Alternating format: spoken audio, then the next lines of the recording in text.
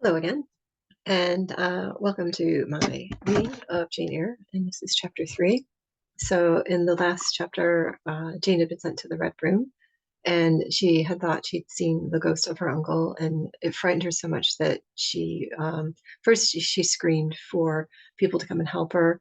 They wouldn't help her, they thought she was just making it up, and then they threw her back in the room, and she ends up fainting from fright. So, here we go with chapter 3 of Jane Eyre by Charlotte Bronte. The next thing I remember is waking up with a feeling as if I had had a frightful nightmare and seeing before me a terrible red glare crossed with the thick black bars. I heard voices too, speaking with a hollow sound as if muffled by a rush of wind or water, agitation, uncertainty, and an all-predominating sense of terror confused by my faculties. Ere long, I became aware that someone was handling me, lifting me up and supporting me in a sitting posture, and that more tenderly than I had ever been raised or upheld before. I rested my head against a pillow or an arm and felt easy. In 5 minutes more, the cloud of bewilderment dissolved. I knew quite well that I was in my own bed and that the red glare was the nursery fire. It was a night a candle burnt on the table. Bessie stood at the bed foot with a basin in her hand, and a gentleman sat in a chair near my pillow, leaning over me. I felt an inexpressible relief, soothing conviction of protection and security when I knew that there was a stranger in the room, an individual not belonging to Gateshead and not related to Mrs. Reed. Turning from Bessie, though her presence was far less obnoxious to me than that of Abbott, for instance, would have been, I scrutinized the face of the gentleman. I knew him. It was Mr. Lloyd, an apothecary, sometimes called by Mrs. Reed when the servants were ailing. For herself and the children, she employed a physician. Well, who am I? He asked.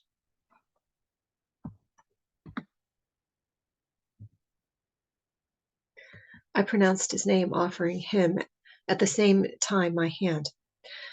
He took it smiling and saying, well, shall do very well by and by. Then he laid down and addressing Bessie, charged her to be very careful that I was not disturbed during the night. Having given some further directions and intimates that he should call again the next day, he departed. To my grief, I felt so sheltered and befriended while he sat in the chair near my pillow, and he closed the door after him. All the room darkened, and my heart again sank. Inexpressible sadness weighed it down. Do you feel as if you should sleep, miss? Asked Bessie rather softly. Scarcely dared I answer her, for I feared the next sentence might be rough. I will try. Would you like to drink? Or could you eat anything? No, thank you, Bessie. Then I think I shall go to bed, for it was past 12 o'clock, but you may call me if you want anything in the night. Wonderful civility, this. It embodied me to ask a question. Bessie, what's the matter with me? Am I ill? You fell sick, I suppose, in the Red Room with crying. You'll be better soon, no doubt. Bessie went into the housemaid's apartment, which was near. I heard her say, Sarah, come and sleep with me in the nursery. I daren't for my life be alone with that poor child tonight. She might die. It's such a strange thing she should have that fit. I wonder if she saw anything, missus. Was rather too hard. Sarah came back with her. They both went to bed. They were whispering together for half an hour before they fell asleep. I caught scraps of their conversation from which I was able only too distinctly to infer the main subject discussed. Something passed her, all dressed in white, and vanished. A great black dog behind him. 3 loud raps on the chamber door. A light in the churchyard just over his grave, etc., etc. At last both slept. The fire and the candle went out. For me, the watches of that long night passed in ghastly wakefulness, strained by the dread, such dread as children only can feel.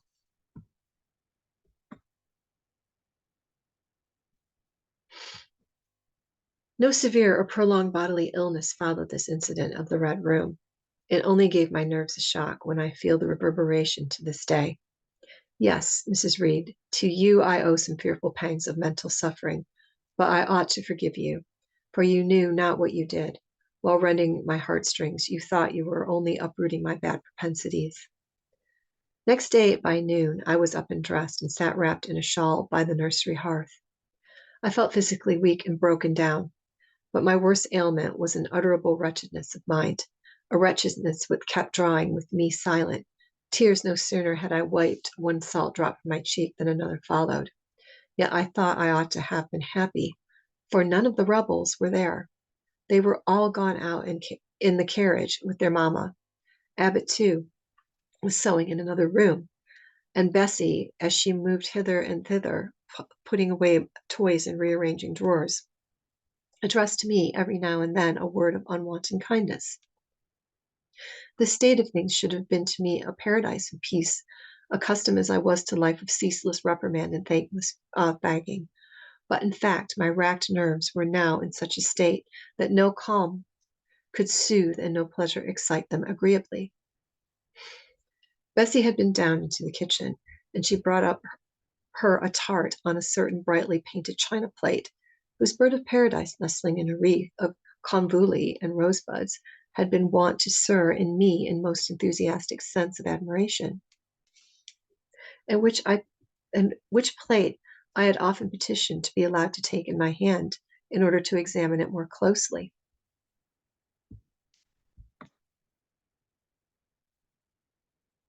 But had always hitherto been deemed unworthy of such a privilege. This precious vessel was now placed on my knee, and I was cordially invited to eat the circlet of delicate pastry upon it. Vain favor coming, like most other favors long deferred and often wished for too late. I could not eat the tart, and the plumage of the bird and the tints of flowers seemed strangely faded. I put both plate and tart away. Bessie asked if I would have a book. The word book acted as a transient stimulus, and I begged her to fetch Gulliver's Travels from the library. This book I had again and again pursued with delight. I considered it a narrative of facts and discovered it in vain of interest deeper than what I found in fairy tales. For as to the elves, having sought them in vain among foxglove leaves and bells, under mushrooms and beneath the ground ivy, mantling old wall nooks, I had at length made my mind to the sad truth that they were all gone out of England to some savage country where all the woods were wilder, thicker, and the population more scant.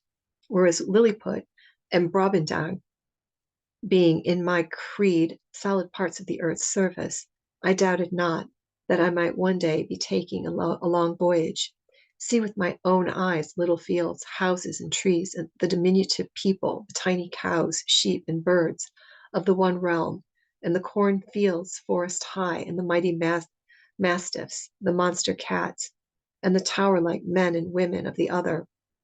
Yet when this cherished volume was now placed in my hand, when I turned over its leaves and saw in its marvelous pictures the charm I had till now never failed to find, all was eerie and dreary. The giants were gaunt goblins. The pygmies malevolent and fear imps. Gulliver a most desolate wanderer in a most dread and dangerous regions. I closed the book, which I dared no longer peruse, and put it on the table beside the untasted tart. Bessie had now finished dusting and tidying the room, and having washed her hands, she opened a certain little drawer full of splendid shreds of silk and satin, and began making a new bonnet for Miss Georgiana's doll. Meantime, she sang her song, as in the days when we went gypsying, a long time ago. I had often heard the song before, and always with lively delight, for Bessie had a sweet voice, at least I thought so, but now I thought her voice was still sweet. I found its melody an indescribable sadness. Sometimes preoccupied with her work, she sang the refrain very low, very lingeringly. A long time ago came out the sadness cadence of a funeral hymn. She passed into another ballad, this time a really doleful one.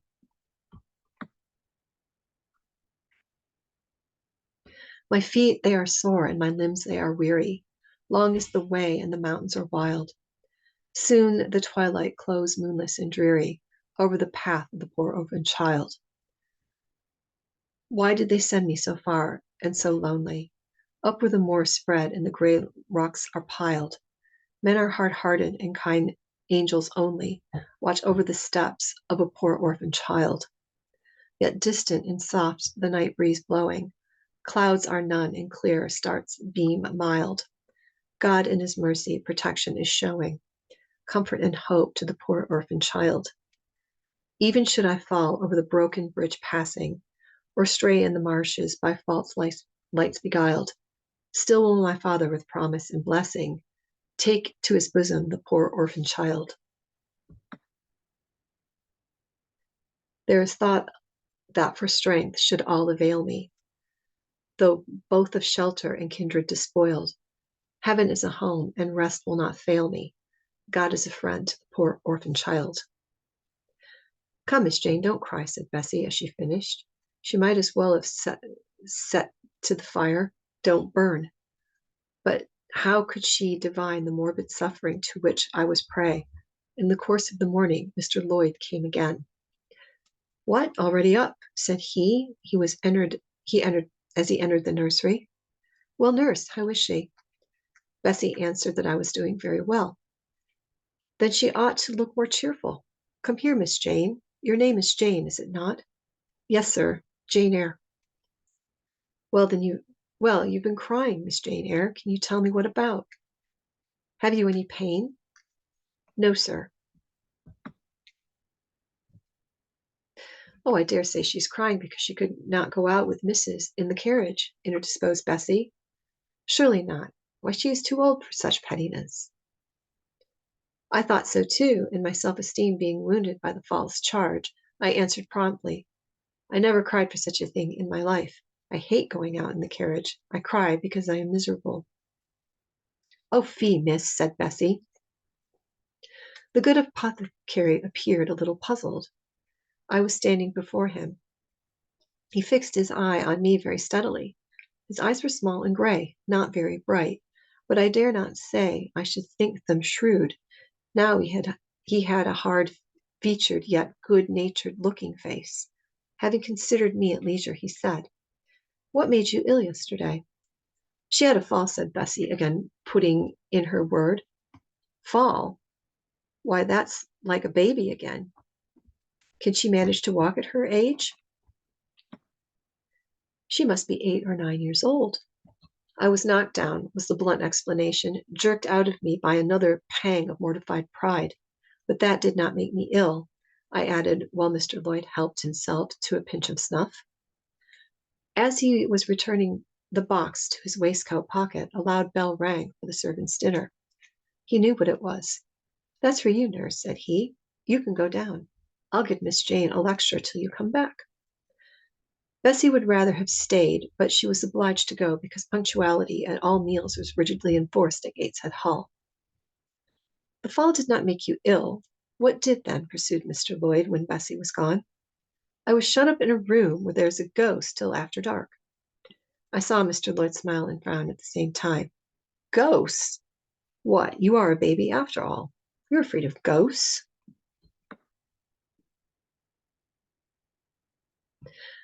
Of Mr. Reed's ghost I am. He died in that room. He was laid out in there. Neither Bessie nor anyone else will go in at night if they can help it. And it was cruel to shut me up all alone without a candle. So cruel that I think I shall never forget it. Nonsense. And is it that makes you so miserable? Are you afraid now in the daylight? No, but night will come again before long. And besides, I am unhappy, very unhappy for other things. What other things? Can you tell me some of them?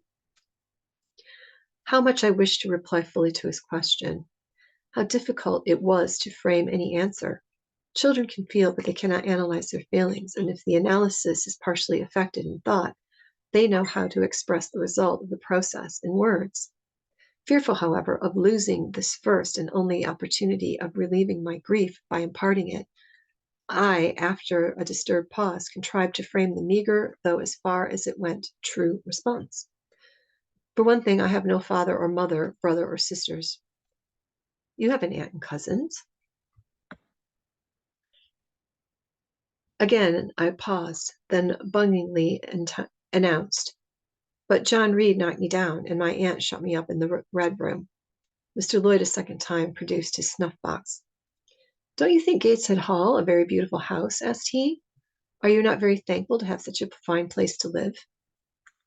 It's not my house, sir, and Abbott says I have less rights to be here than a servant. Pooh!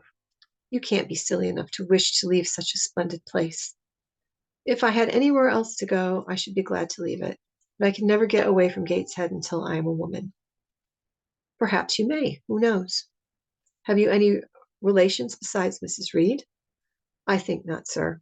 None belonging to your father?